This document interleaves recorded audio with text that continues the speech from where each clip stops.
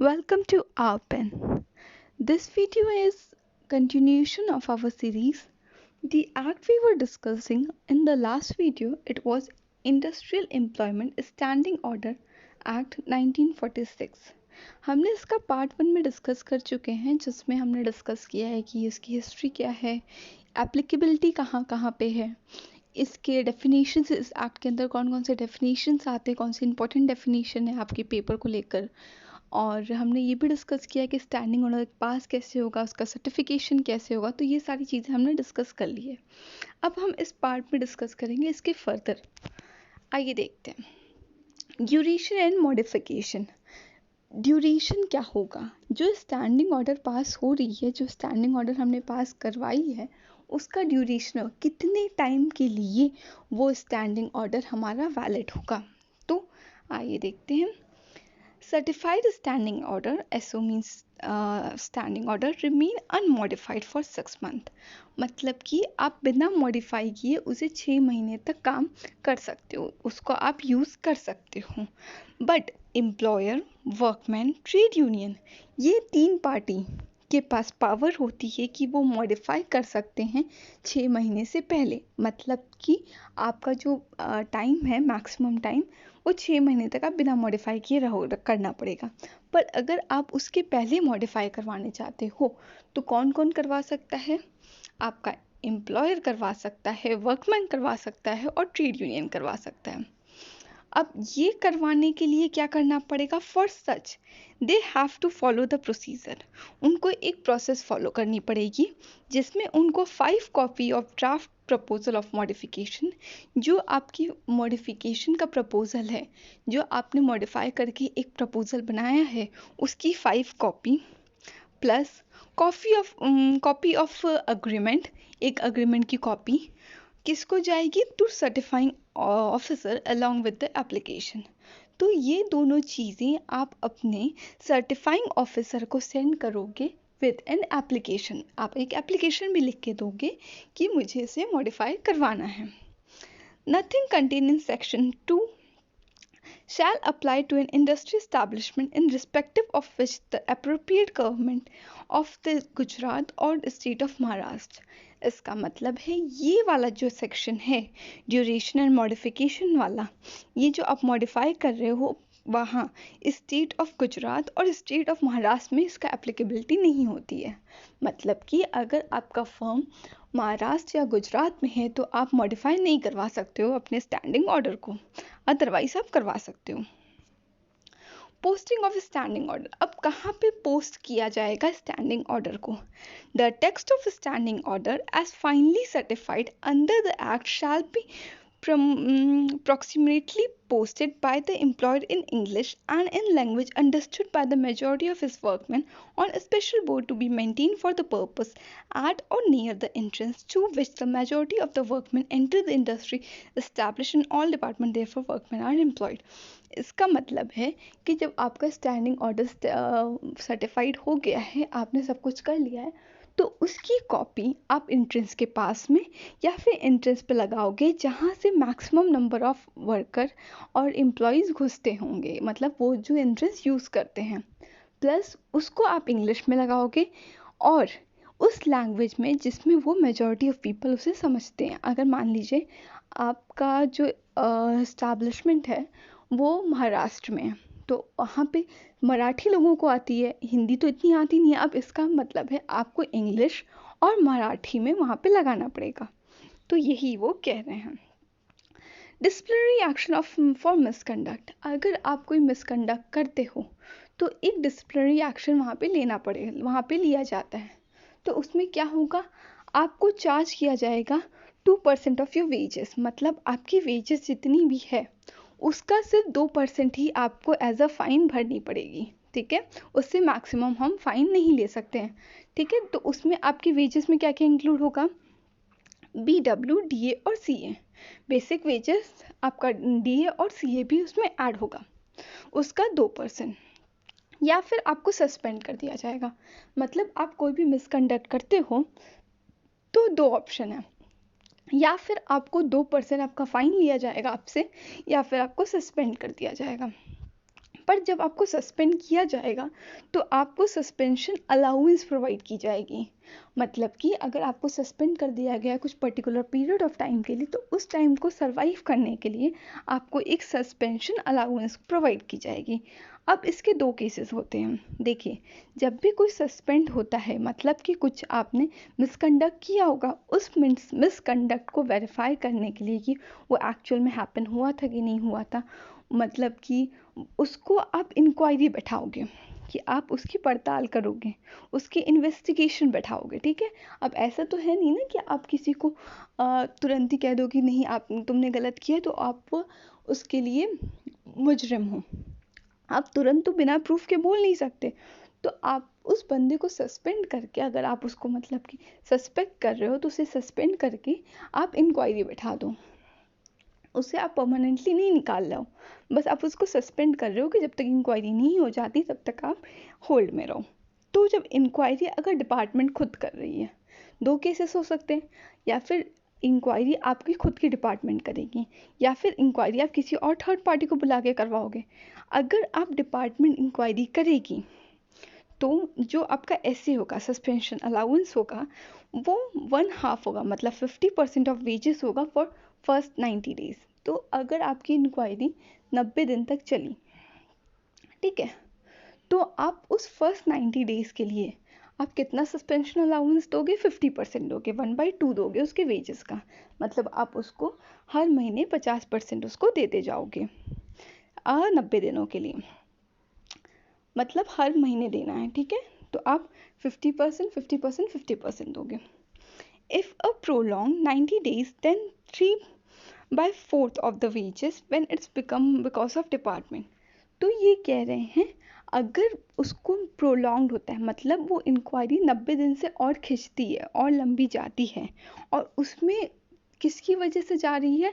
Department की वजह से। ये नहीं कि अगर आप पे इंक्वायरी बैठी हुई है और आप वहाँ पे प्रेजेंट ही नहीं हो रहे हो, आप अपनी डॉक्यूमेंटेशन ही नहीं दिखा रहे हो, तो आप इंक्वायरी को बढ़ा रहे हो, नहीं।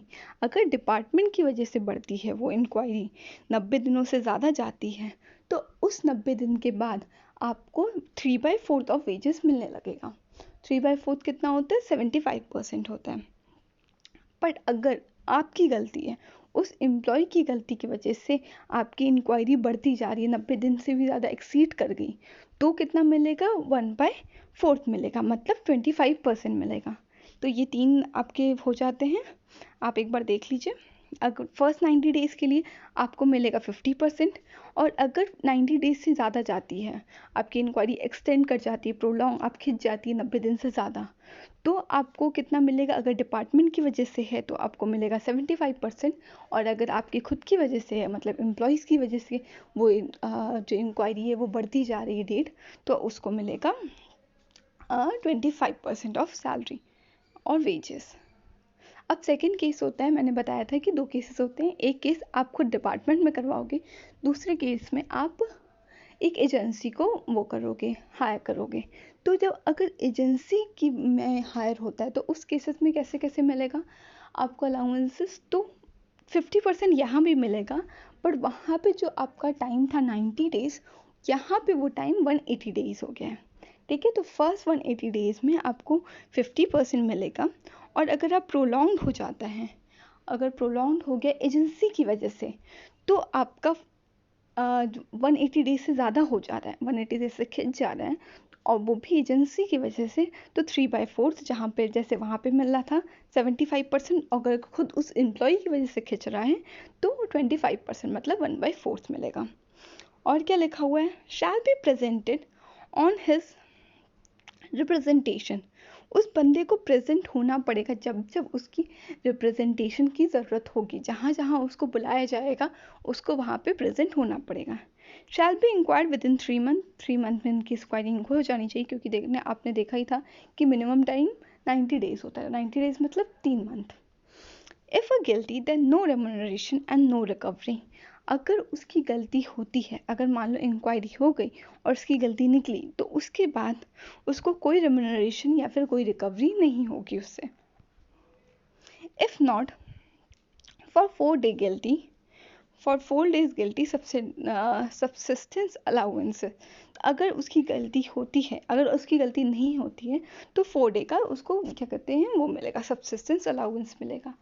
और अगर if then appeal in the 20, अगर उसको लगता है उसके साथ वैलिड नहीं हुआ है, मतलब उसके साथ जितनी भी चीज़ें हुई हैं, जो इंक्वायरी है वो अनफेयर है, उसको गलत लगता है, तो वो एम्प्लॉय 21 डेज में, विद इन 21 डेज वो करवा सकता है अपील। तो यहाँ पे लिखा हुआ है if aggrieved then appeal in 21 days to authority 7 shall order pass within 15 days. Sorry, यहाँ पे 8 होगा। अगर आपको जो भी आपका आया है वहाँ पे ऑर्डर, आपको वो वैलिड नहीं लगता है, वो आप एक्सेप्ट नहीं करना चाहते, तो विद इन आपको 21 डेज उस इंक्वायरी के, मतलब उस रिज़ल्ट के बाद आपको अपील करनी होगी। और जिस भी अथॉरिटी के पास ये पास होगा वो विद इन 15 डेज में आपको अपना जो भी ऑर्डर होगा वो आपको दे देगा। अब सर्टिफाइंग ऑफिसर कौन होता है? बार बार मैं बहुत अपने लास्ट वीडियोस में भी सर्टिफाइंग ऑफिसर मैं बोल रही हूँ। वैसे नाम से ही क्लियर हो रहा है कि जो सर्टिफिकेशन प्रोवाइड करता होगा इस एक्ट के अंदर, से हम सर्टिफाइंग ऑफिसर कहते हैं। पर देख लेते हैं। It means Labor Commissioner who is appointed by the appropriate government for the purpose of certifying the SO. SO means standing order. तो वो लेबर कमिश्नर, तो पहली चीज़ क्या इसमें नोट डाउन करने वाली है, जो सर्टिफाइंग ऑफिसर होगा वो लेबर कमिश्नर होगा, ठीक है, उसका रैंक उससे नीचे नहीं होगा, वो लेबर कमिश्नर होगा, फर्स्ट थिंग। और इसे कौन अपॉइंट करता है? अप्रोप्रिएट गवर्नमेंट, मतलब वो स्टेट भी कर सकती है, सेंट्रल भी कर सकती है। किस लिए उसे अपॉइंट करती है? सर्टिफिकेशन के लिए। जितने भी स्टैंडिंग ऑर्डर होते हैं वो सर्टिफाई कौन करता है? सर्टिफाइंग ऑफिसर करता है। इसमें अथॉरिटीज़ क्या हैं? It refers to an authority which is appointed by the government for the purpose of the seeing to or appeal provided by the employer or any workman. तो ये जो आपकी अथॉरिटी है, अगर मान लीजिए कुछ अपील होता है, मान लीजिए मैंने अभी पीछे बताया कि अगर आपको वो जो भी आपको रिवॉर्ड मिला है, जो भी आपका ऑर्डर आया है वो आपको वैलिड नहीं होता, तो आप अपील कर सकते हो। तो किसके पास अपील करोगे? इस अथॉरिटी के पास आप अपील करोगे। तो ये अपील सबकी सुनती है और फिर उसी के रिगार्डिंग ऑर्डर देती है। Certifying officer and applicant authority to have power of a civil code. तो इनके पास जो पावर होती है वो सिविल कोड जितनी होती है। सिविल कोड की क्या पावर होती है? वो ओथ करवा सकती है, वो इंक्वायरी बैठा सकती है, उसके पास पावर होती है, किसी को भी परमिशन दे सकती है प्रेजेंट होने का, इंक्वायरी करवा सकती है, ये सब उसकी पावर होती है। Oral evidence in the contradiction of the standing order not admissible, मतलब कि कोई भी अगर ओरल आपके एविडेंस है वो यहाँ पे कंसिडर नहीं होंगे। क्यों नहीं होंगे? क्योंकि जो स्टैंडिंग ऑर्डर होता है वो rules and regulation in written होता है। तो यहाँ पे जितनी भी ओरल एविडेंस होते हैं वो स्टैंडिंग ऑर्डर में एडमिसिबल नहीं होते हैं। Register of standing order, a copy of all standing order as a finally certified under the act shall be filed by the certifying officer in a register in a prescribed form 3।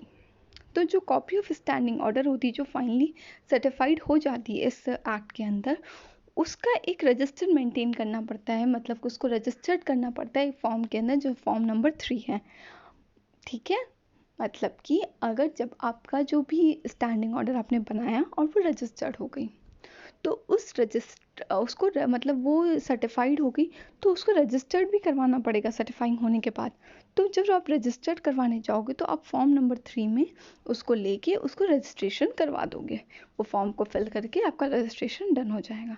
Pasting of standing order, the text of the standing order finally, मैंने ये I think point आपको बता चुकी हूँ already कि कहाँ पे pasting होगी, इंग्लिश लैंग्वेज में और उस अदर लैंग्वेज में जिसमें मेजॉरिटी ऑफ वर्कमैन समझते हैं, और उसको कहाँ पोस्ट करेंगे? ऐसे इंट्रेंस में जहाँ पे मैक्सिमम नंबर ऑफ वर्कमैन और एम्प्लॉयज़ एंटर करते हों। यहीं पे लिखा हुआ है, सेक्शन 9 का ये पार्ट है।